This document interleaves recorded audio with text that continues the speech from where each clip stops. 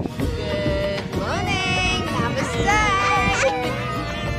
Welcome back to my channel. I'm just at the water. We're about to cross over to see the ruins and the temples and the open air museum, and I've got these lovely kids with me. Aren't they lovely? So I'm just at the water and about to get a boat, and these lovely little kids and the parents doing some washing in the water.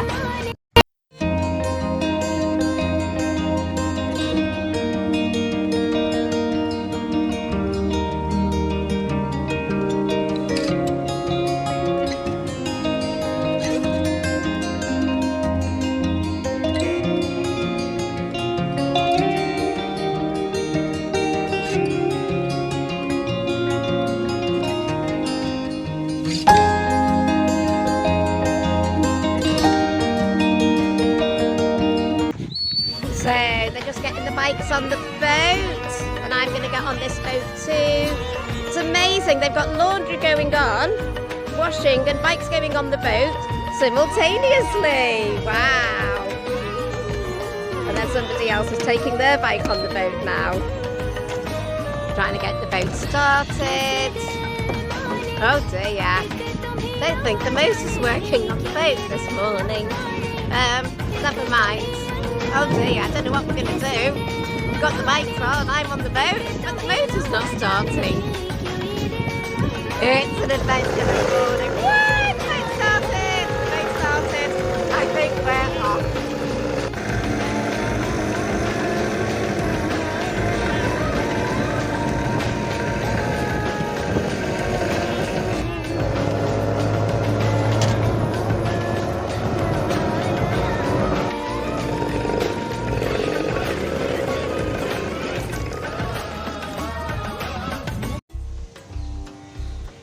The boat ride cost a grand total of 10 rupees, which is 10 pence, which is about 15 cents American dollars wise. So very cheap.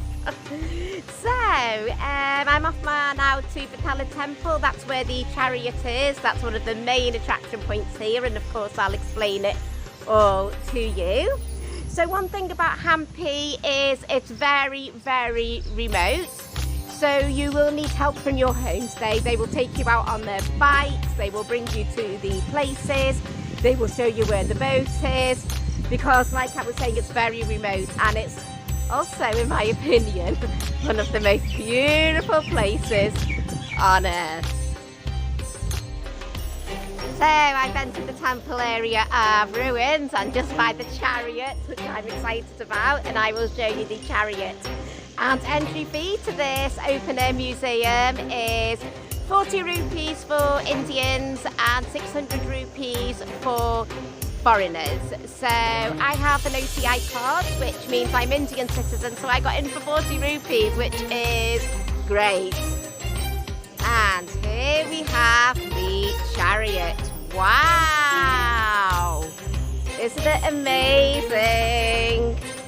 Incredible. They're the wheels of the chariot. So this chariot belonged to Lord Vishnu, and Vishnu is the breath of life. He's the giver of life.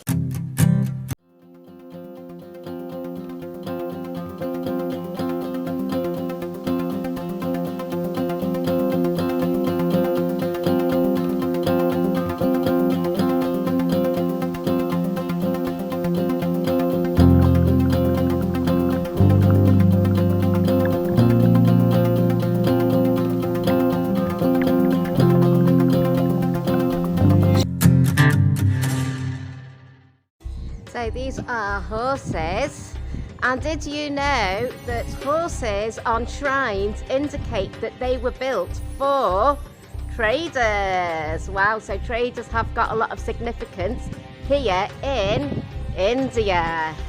Incredible. Well, the Tapu Temple is extravagant, isn't it? So the whole dedication is to Lord Vishnu, who again is the life. He gives life, Vishnu. And in yoga, there is actually a breath called the Vishnu breath. So we do the Vishnu mudra and we do the Vishnu breath, the breath of life. Isn't that just amazing? So there's so much life in the epicentre of Hampi, which is the Tapu Temple, and of course the stone chariot was just my favourite part. The ruins are amazing.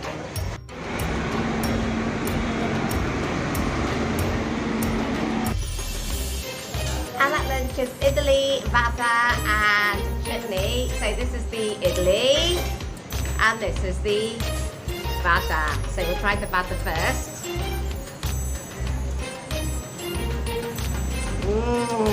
That is just amazing. Oh, we'll try some idli.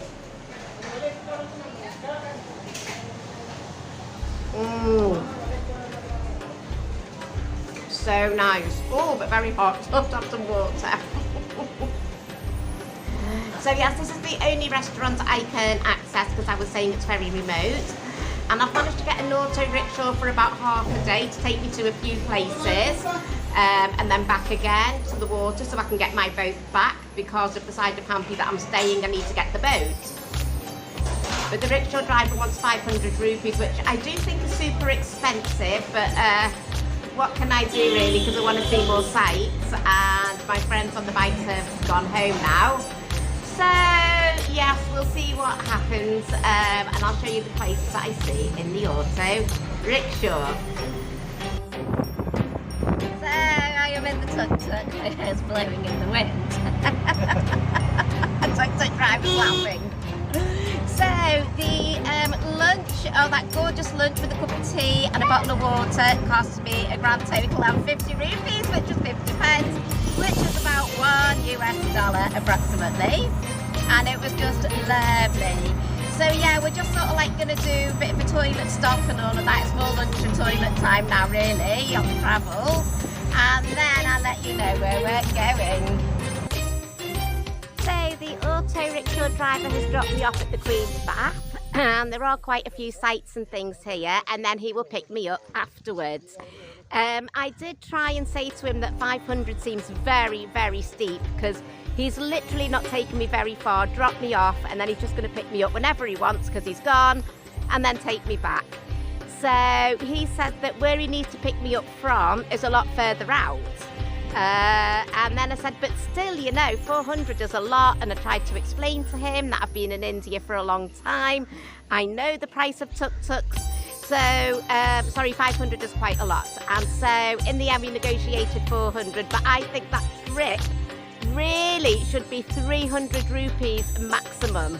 So I think in India, generally with traders, it's their job to maximise the profit and it's our job to get it down. It's called bartering. But still, I don't think my bartering has been as good today because I could have got 100 rupees off there because I am a budget traveller. I am living on an absolute shoestring.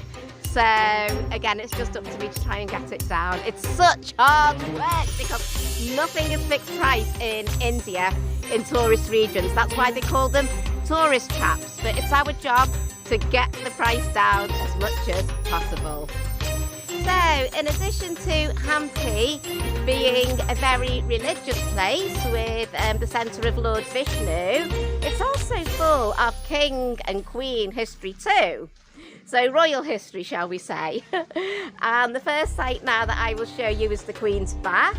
But we don't know why it was called the Queen's Bath, why it was nicknamed that, because in all probability, it was actually a place to hang out, well, for the kings and their wives to just sort of like hang out. So I'll show it you, and we'll see if there's any hints at all about it being a Queen's Bath.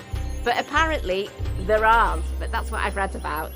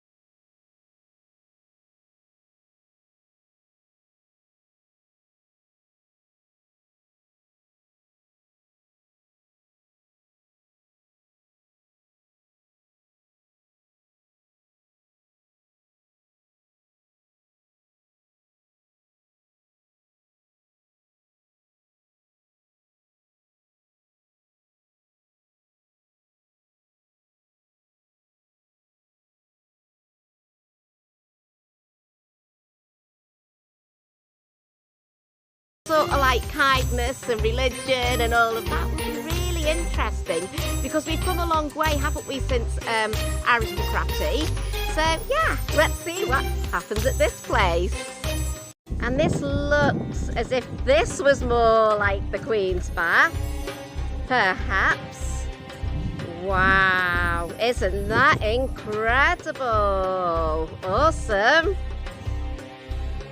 And this was a soundproof secret chamber. You see that secret door there? Where the kings used to go and discuss all the secrets on their own. They had all sorts going on in this kingdom. I've just shown you an underground room, and that's where only the kings went to discuss their secrets. And over here I will show you is where the ladies perform their dances.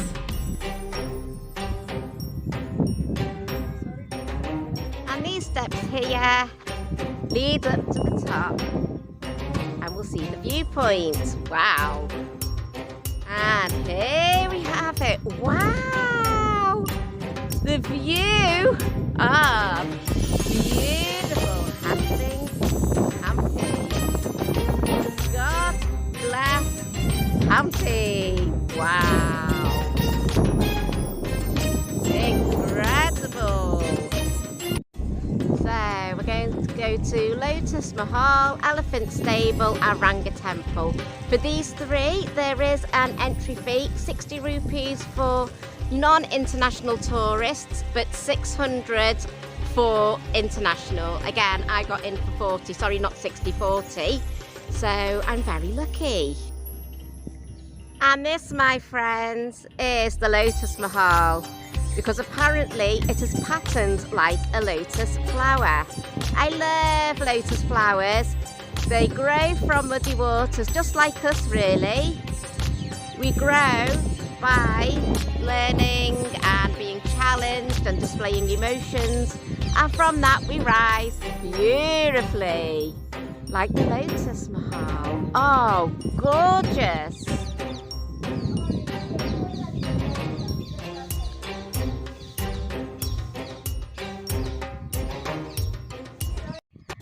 And straight ahead we have the elephant stables. So elephants were and still are very much part of temple rituals and temple festivals. And this is where they used to live, actually in the temple area, in these stables. So what I'll do is I'll take you for a look inside a stable. Why not? So big stable, because of course elephants are pretty big. They've got the walls here. Got a really, really interesting ceiling as well. Wow, again, everything's so intricately designed, isn't it? Beautiful. Really beautiful. And this pattern. Gorgeous. Wow. This place here is where the elephants' trainers stayed, and again still part of the temple, and they've got representations of gods within the elephant trainers department. Even the snake god, I think that's Nigaraj, the snake god. They just keep coming and going. Oh, bless! Bless! Maybe they also like the ruins. I've now reached temple ruins. Ramga Temple ruins. Anyways, it's another one dedicated to Lord Vishnu.